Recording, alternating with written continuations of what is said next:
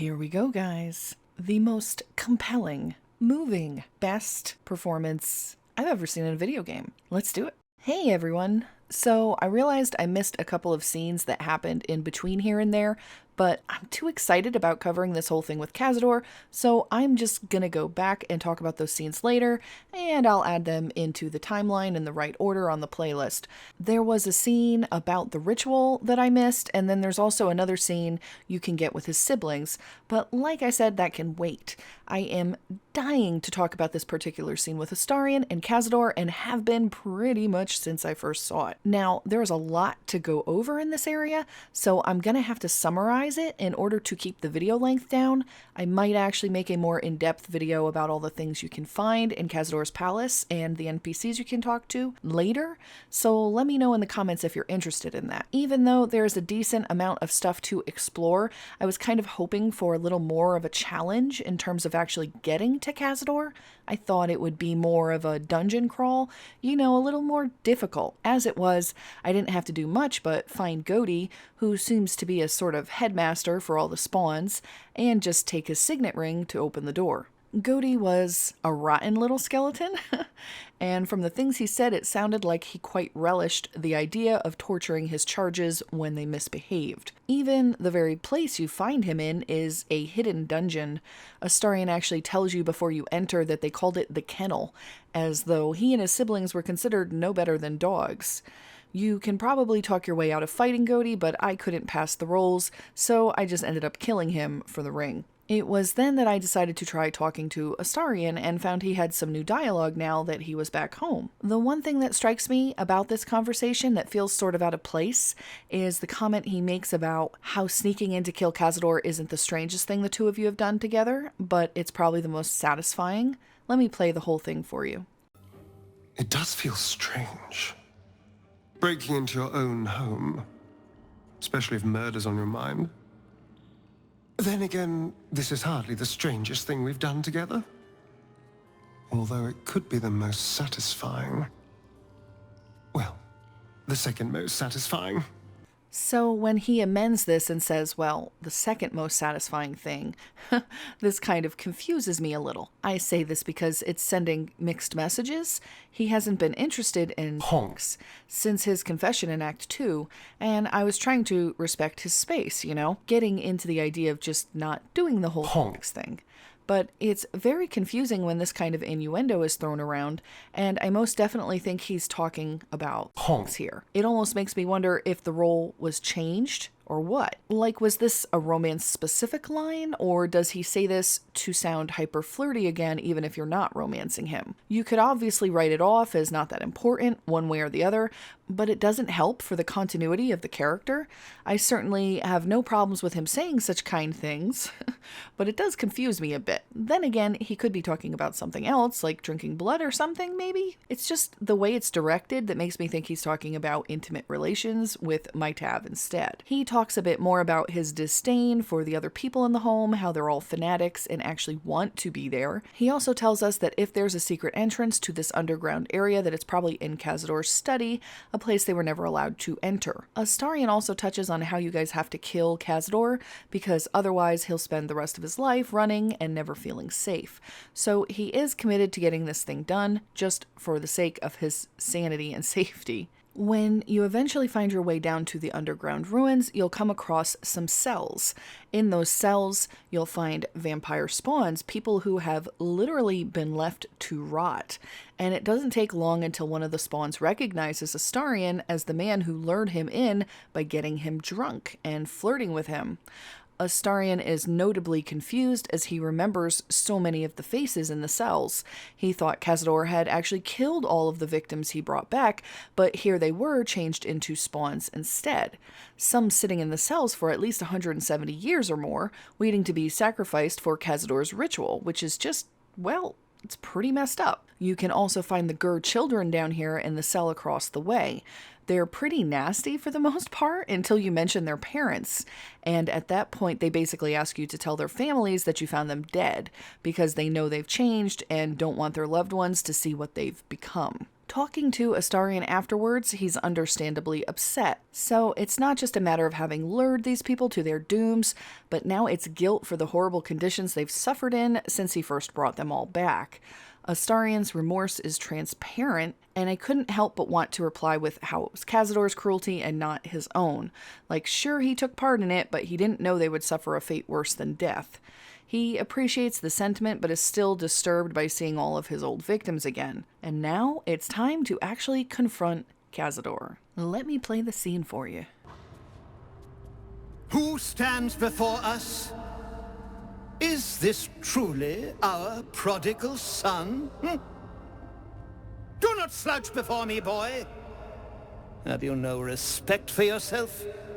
Look at you, crawling back after abandoning your family. You should be begging our forgiveness.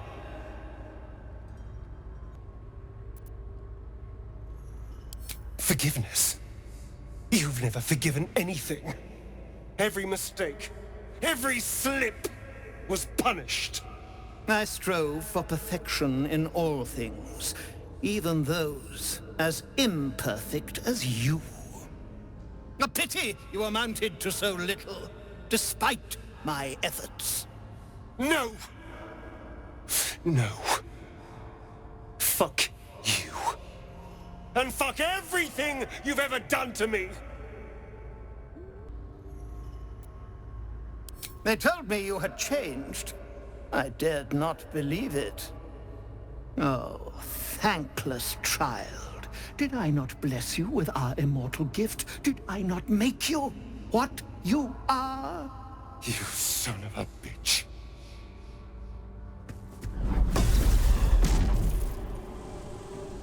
You truly forgot my power.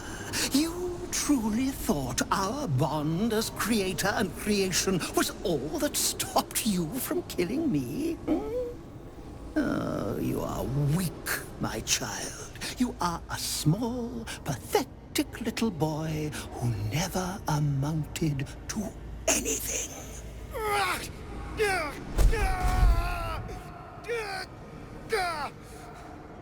But today, you will finally do something worthwhile. You will burn, and I will ascend.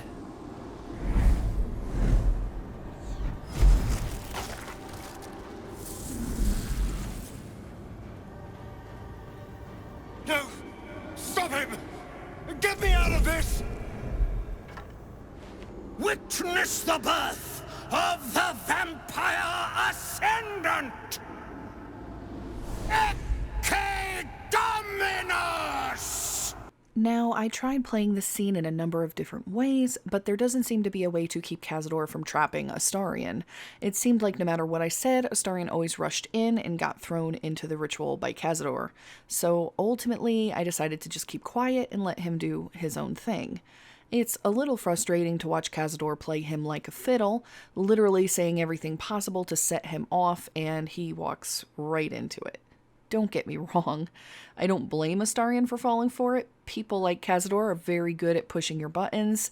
I do absolutely love this line here, though, when Astarion is just like, F you and F everything you've ever done to me. It's just brilliant. In one of my attempts, I did try to tell him to stay cool and not lose his head, but it doesn't really impact anything, so I figured I'd just stay quiet here again.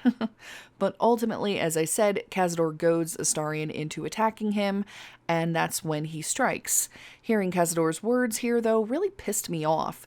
I've actually known people like this, people who would find whatever crack in your exterior that they could and would just pry and twist at you until they got through and caused damage. You might think something as simple as saying you never amounted to anything isn't so bad, but many, many children of shitty parents have been made to feel this way. That feeling can be so pervasive, and it has a way of invading even your most successful moments. It comes from never feeling truly loved or validated by your parents, and it's pretty easy to exploit if you're a complete sociopathic jerk. And in some situations, especially those where you have manipulative people, sometimes even your parents, well, they'll take that ammo and use it against you.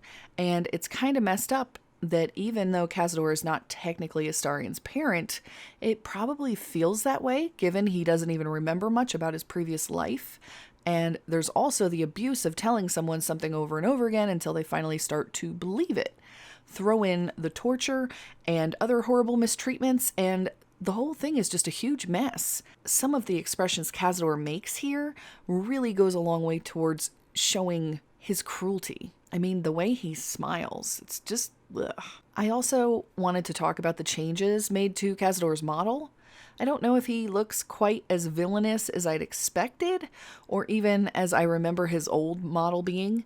I mean, he used to have that ridiculous mustache, but they've changed him to look a little more underwhelming, a little less intimidating, and I don't know if that works here. I also heard a lot of discussion about how Cazador was going to have a bigger role in the game, like be more involved with the overarching story, which would have been pretty cool. Still, I kind of think I like the old model better. Like, he needed more of the mustache twirling bad guy feel, or maybe even to just look more evil. He just comes off looking kind of small and demure here. What do you guys think?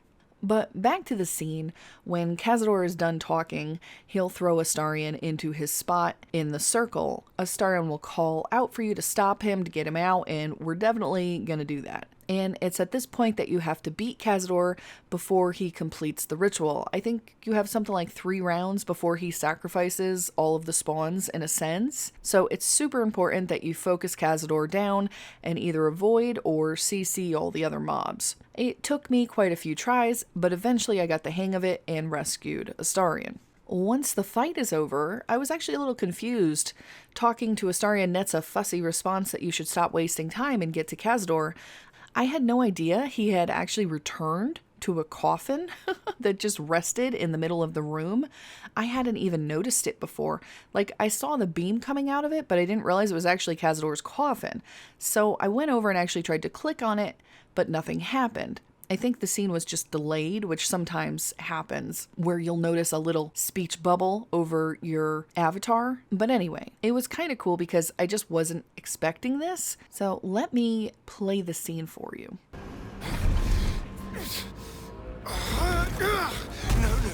No healing soup for you. Wake up! Get your hands off me, worm! I'm not the one in the dirt.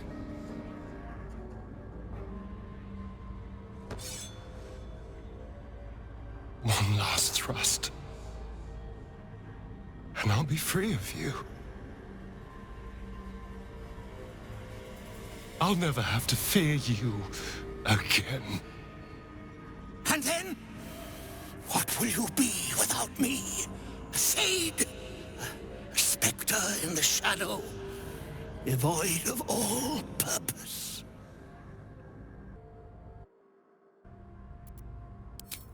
Oh, cling to that if you must, but no, it is a lie. He's mine. He's not wrong. There's always going to be a part of him in me. But I am grateful for one thing. You showed me how to really savor moments like this. So it was kind of cool because I just wasn't expecting this. I've definitely heard tales of vampires regenerating in their coffins, or like in Dracula where he rested in dirt from his homeland. Still, it was a nice touch when Astarion just grabbed him out of the coffin and threw him to the floor like he was some kind of rag doll. I can just imagine how good that felt. Cazador is still acting like he has some power over the situation. I guess old habits die hard, and he's not used to anyone actually fighting back against him. But the choice of dialogue here is the best when Cazador actually calls him a worm, and Astarion just counters back instantly with how he's not the one in the dirt. Like, ooh, burn. I love the well-hidden but still very obvious look of pants-shitting terror on Cazador's face here, too. But this is where it all starts to get very emotional, as Astarion picks up a dagger and declares that with just one stab, he'll be free of Cazador forever, that he'll never have to be afraid of him again. There's this expression that I think represents centuries of sorrow as he contemplates every shitty thing Cazador has put him through, as well as how close he is to being done with it all. Cazador throws in a last-ditched effort at intimidation and relevance, like, what will you be without me? I made you. You won't be anything. He even says he'll be devoid of all purpose, which is just so... I mean, how can you possibly be so narcissistic to think there could never be another purpose in his life besides you? Hell, he could take up whittling with Halsin, and that would still be something, and a lot better than being a slave to this psycho. And as Astarion is looking just kind of wrecked by his old master's attempts at messing with his head, you get the option to say something. And I didn't think Astarion would care much about being a hero, but I was curious about 2 lines in particular. Obviously saying he'll be free makes sense, but I also wondered if cementing your bonds a bit would matter, or if it would come off like a negative thing. I mean, if you say he's yours, you don't sound much better than Cazador, but by following it up by saying that you belong to Astarion as well, that doesn't feel too bad, right? But then again, I've been tricked by dialogue choices before, so you know I'm always making a save to roll back if I need to. So, giving into my romantic nature, I decided to go with the he's mine and I'm his response. Cazador basically turns and is like, you can cling to that lie all you want, but he's mine. The way the line is delivered is freaking eerie and weird though, and it kind of sends a chill up my spine. Imagine dealing with this creep for all of that time. Ugh. But it is interesting how Astarion responds that Cazador isn't wrong, that there will always be a part of Cazador in him. If you choose to say he'll be free instead, Cazador does not like it. He was all mega possessive, referring to Astarion not by name, but by calling him the spawn, and saying he will never be free, that he basically made him and belongs to Cazador for eternity. Astarion follows up by saying, you might have made me, but I'm more than just some pretty lure to bring you your next damn snack. I think we all know what's coming next when Astarion says he is grateful for the torturous methods Cazador taught him over the years, though. Yeah. If you're faint of heart, you might want to look away for this next part. You showed me how to really savor moments like this.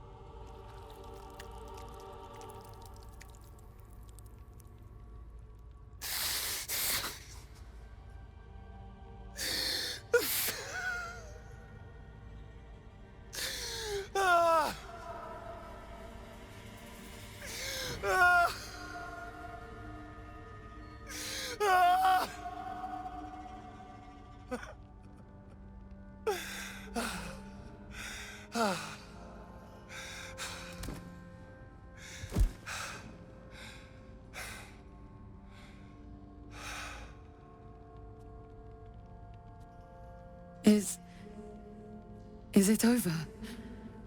Is he...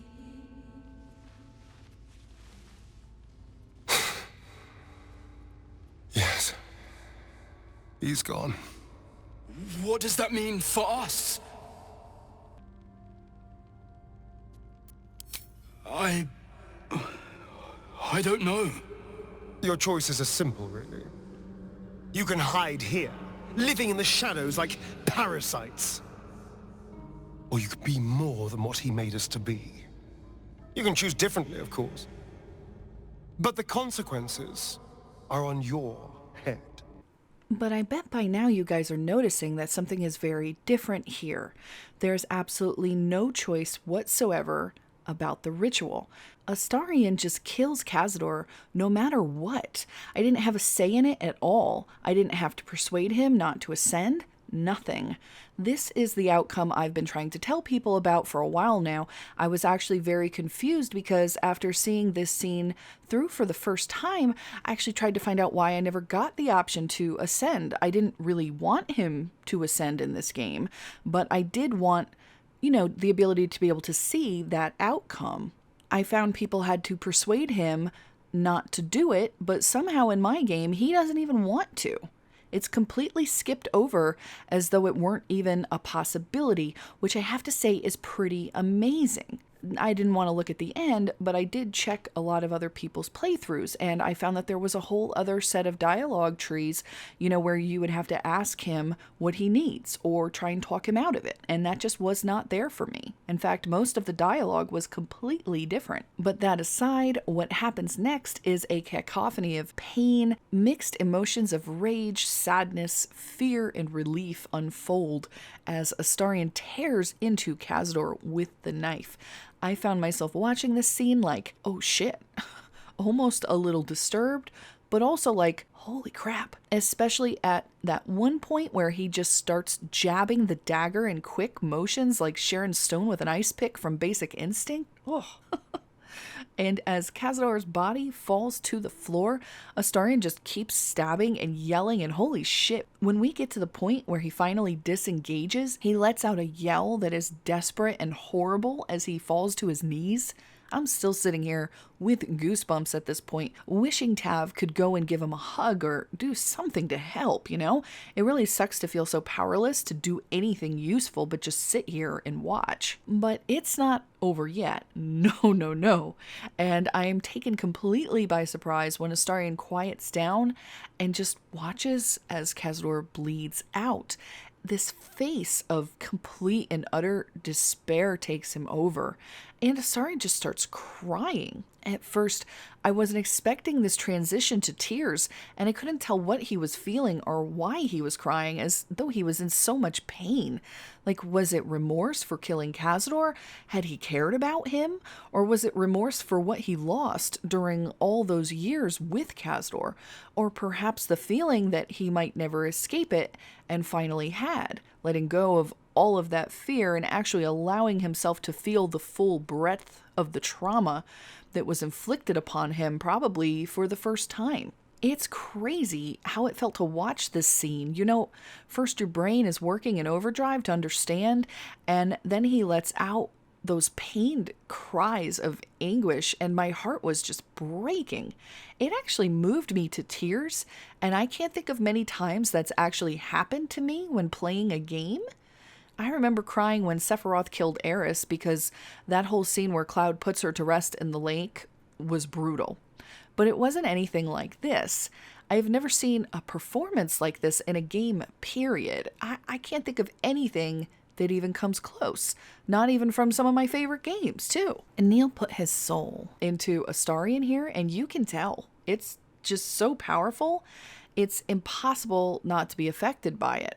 I'm shaken up just talking about it again, but mostly I'm just happy that he finally got that out, that Cazador's finally dead, and that he is free of him. As Astarion gets his breath back, the other spawns come down from the ritual and ask if it's over. It's funny because there was a bit of an error in my original game where the sensor wasn't working, and so Doll just came over with her boobs hanging out. It was kind of off-putting because it just didn't feel appropriately placed given the severity of the previous encounter. I did go back after patch 2 to see if they changed it, and now it seems that all the spawns have some kind of blood cover on their chests. I think it almost would have made more sense to just put some kind of an open back shirt on them and avoid any problems with censorship, but hopefully they'll get to that eventually, and it won't give me too much trouble when it comes time to upload this video. But if you guys are interested, I'll put the original version up on my Patreon, but it certainly won't fly here on YouTube. You get another choice here, but in most cases they all lead to the same sort of outcome, where Astarion wants to let his siblings go free. In this case, though, I just didn't say anything and let Astarion make the choice for himself, and he encourages them to become something more than a blood-sucking parasite to deal with the consequences of their own actions. But then there's the question of what should happen to the 7,000 spawns that Cazador created for his dreaded ritual. Spawns that have been held in cages for time immemorial that have no sense of how to even be a vampire, let alone control their urges. It's now that you have to choose to save them or kill them. And I'll tell you what, no matter what you think the right answer is, there really is no right answer here. If you kill them, Astarion feels remorse, because how could you not feel remorse for all of those victims, many of which he lured in himself, some that are even children, and yet if we release them on Baldur's Gate, can you even imagine the death they would unleash on the population? There would be no easy way to even feed them all. So I'll show you the outcome if you kill them, which is ultimately what I decided would be best for my game. And when they're dead, will you kill us too? We're not like those wretches, brother. We've spent lifetimes controlling our hunger. They're all but feral. I don't relish it any more than you do. But putting them to rest may be the kindest thing we can do.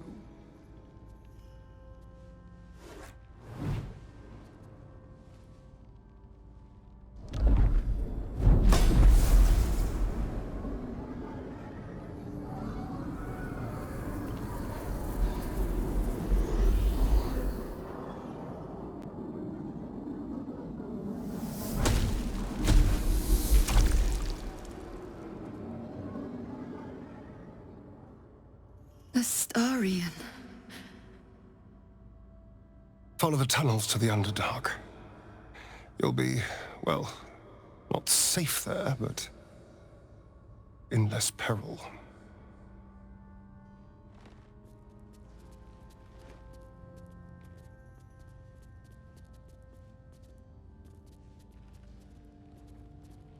I think we're done here. Let's go.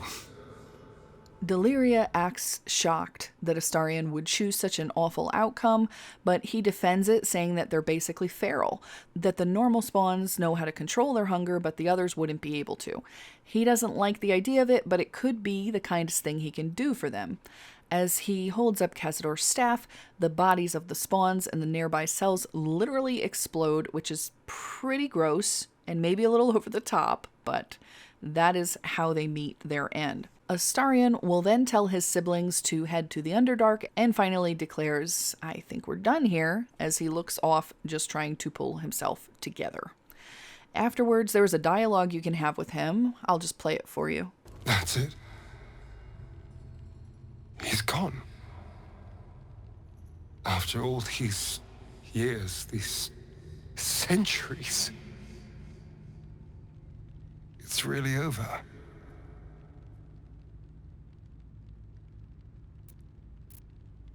No. Well, maybe a little. But I'm not sure what I've lost. What I've gained. It's all so much. And gods. All those spawn. Dead in their cells. I need some time, I think. Just to let it all sink in. Let's just go. This place reeks of death, and I want to feel alive again. You can say a few different things here. One of the main responses I was curious about was asking if he regretted giving up all that power. And he just comes out and says no, which actually does make me really proud of him. He still kind of regrets it, but I think he mostly feels good about the choice. He admits that everything he's lost and gained at the same time is too much to bear at the moment. He comments on all of the dead spawns too, and how he needs some time to let it all sink in. Now, you'd think if you freed the spawns that he would be a lot happier with the situation, but it doesn't quite work out that way. Let's take a look at the alternate of letting the spawns all live. live. Too, you could decide their fate. A herd of vampire spawn unleashed on the Sword Coast. What could go wrong? No. She's right. The poor wretches in the cells are innocent. They shouldn't have to suffer just because I lured them here.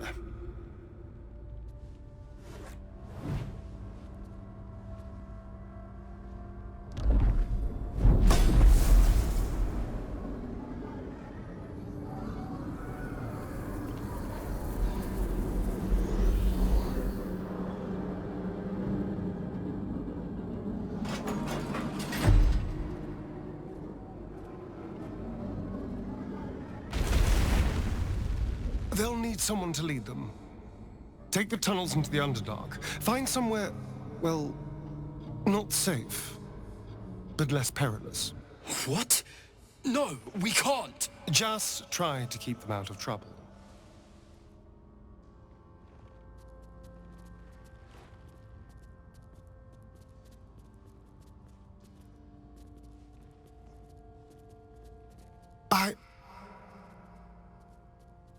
I think we're done here.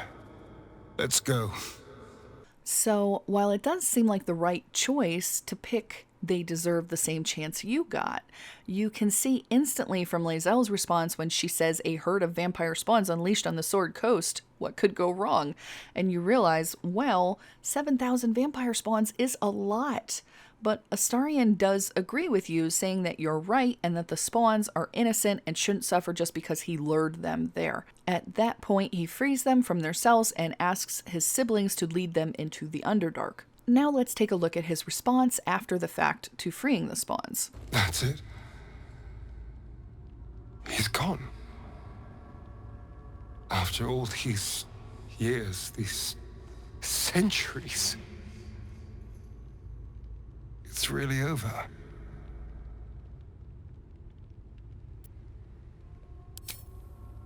I'm glad you think so, because I'm not so sure.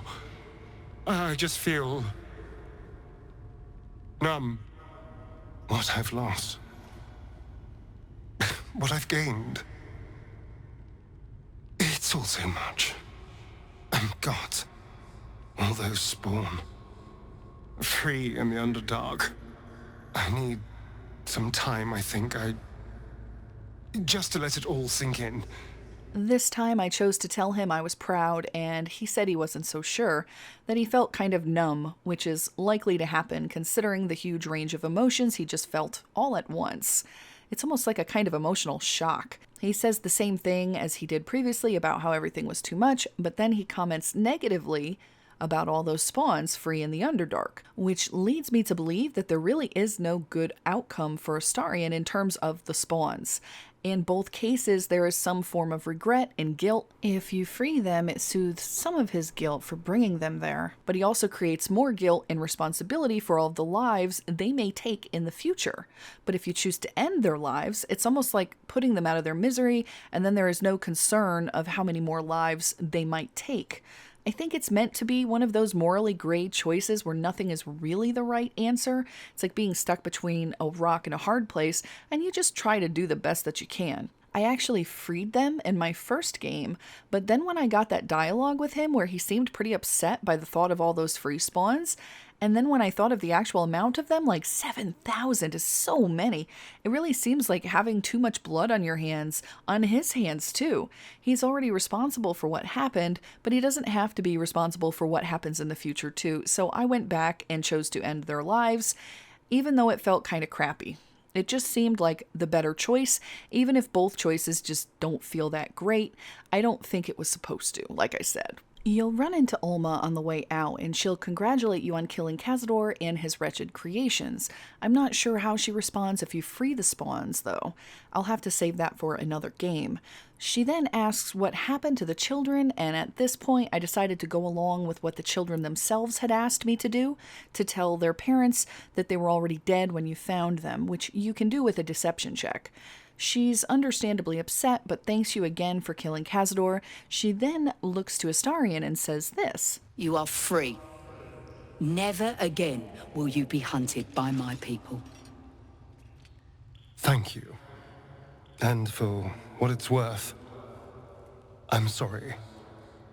I wish I could return the ones taken from you. You gave them peace. There was nothing more we could ask of you. I have to say, I really love seeing this side of Astarion. I do believe he means that apology wholeheartedly, feeling real remorse for everything that's happened, and it feels so good to have come this far with him, not just as a companion, but also as a romance. There aren't many times in real life where you can get this kind of satisfaction with a partner. Most of the boyfriends I've had over the years were simply too closed off and unwilling to talk with me about any of their problems, even if it impacted the relationship heavily. People are all too comfortable reflecting any criticisms back at you, whether you deserve it or not. But in Astarion's case, we not only broke through his facade, but brought him to a better outcome. He's changed a lot by now, and it's just really satisfying because he did it all on his own with just some support and advice from my Tav. In fact, I was really happy to feel so vindicated in terms of Astarion's choices and even his character here, especially considering I hear so much crap about Astarion in general, about how he's chaotic evil and such an awful person, how he doesn't care about you and he'll only betray you for more power. For one, I've got to say, Astarion is not chaotic evil, he's chaotic neutral. People just can't seem to wrap their heads around it, but chaotic evil characters, they do bad things because it's a part of who they are. Think someone like the Joker, who literally just wants to see the world burn. Then consider chaotic neutral. These types of people will blow whichever way the wind takes them, so long as it leads them to money, power, and self-satisfaction, or even sheer amusement. Imagine it this way. You give a chaotic neutral character a quest to burn down a church, offering them a high-ranking position that will give them power as well as lots of gold. They won't care about what they're burning down, they'll only care about what they get in return. So let's say, in turn, they get to the church, torch in hand and ready to go, but the priest counters the original offer. They offer even more money and more power to not burn the church down. The chaotic neutral will just as easily take that deal and not burn the church down, because the only thing that matters to them is what they want, whereas an evil or good aligned character might actually consider that it's a church. It's been very apparent to me that Astarion is neutral, and he can kind of lean a little each way. In my game, he's leaned more towards connection with my Tav, and so I think he sees following that lead as satisfying his own urges because he believes in her and trusts her, or at least that's how the game goes about it, or seems to. I noticed after a while that he stopped disapproving of choices that he might have complained about before, like helping people, for instance. So I definitely believe that how you interact with these characters, how you respond to their problems, really changes their outcome in the game. And the fact that Astarion didn't even try to ascend speaks huge volumes to that. I'd love to know how many people actually managed to get this outcome in their game, because I haven't seen many people even talking about it. Many have said that they had to talk him out of the ritual and that he was kind of mad about it, but eventually forgave them afterwards. In my case, I didn't even have to ask him not to do it, which I think is pretty powerful in terms of showing how far his character has grown. So there you go, guys, the long-awaited death of Cazador, and proof that Astarion is a sweetie pie who doesn't deserve all the hate he gets. We've still got a final romance scene to go over that I'm dying to talk about, so don't forget to keep checking back, because that will be coming soon. If you enjoyed the video, consider subscribing, as there is going to be a huge slew of new BG3 content coming out over the next few months, possibly years. I mean, there's a lot. Thanks to my Patreons for the support, and if you'd like to help support the channel too and get access to the private Discord and a whole other chunk of content on Patreon, then head over and make a pledge. I'll see you guys later.